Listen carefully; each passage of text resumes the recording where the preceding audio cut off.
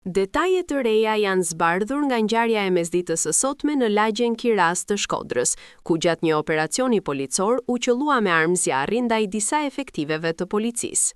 Burime bëjnë me dije se personi që dyshohet se ndodhej në automjet dhe qëlloi me armë është Barush Bregu, i cili rezultoni shpallur në kërkim nga autoritetet e policisë.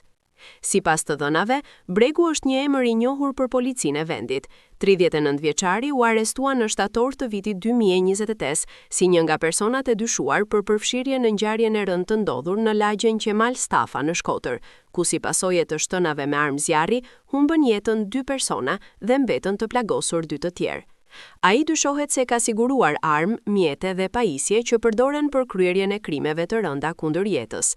Autoritetet e konsiderojnë një person me rrezikshmëri të lartë, i cili ka qenë nën hetim që prej vitit 2018, kur u implikua në një sër ngjarjesh kriminale në Shkodër. Bregu rezulton gjithashtu i dënuar më parë me 4 vite burg për kultivim të lëndëve narkotike. Në një operacion të zhvilluar në vitin 2018, policia gjeti në banesën e tij një armë zjarri, ndërsa ai ishte në Arrati dhe dyshohej se fshihej në një banesë me qira në zonën e komunës së Parisit në Tiranë. Banorët e zonës kishin raportuar se ai lëvizte shpesh i armatosur në publik. Po ashtu, në banesën e tij në lagjen Gerile në Shkodë, që dyshohej si bazë operacionale për persona në kërkim, policia sekuestroi 7 armë zjarri, 45 kapsolla detonatore elektrike, municion luftarak, 5 dron dhe pajisje të tjera.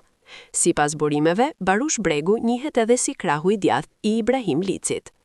Lidhur me ngjarjen, policia e Shkodrës bëri me dije se rreth orës 15:10, gjatë patrullimit në lagjen Gerile, efektivët i kanë bërë shenjë ndalimi një automjeti ku ndodheshin 2 persona për kontroll.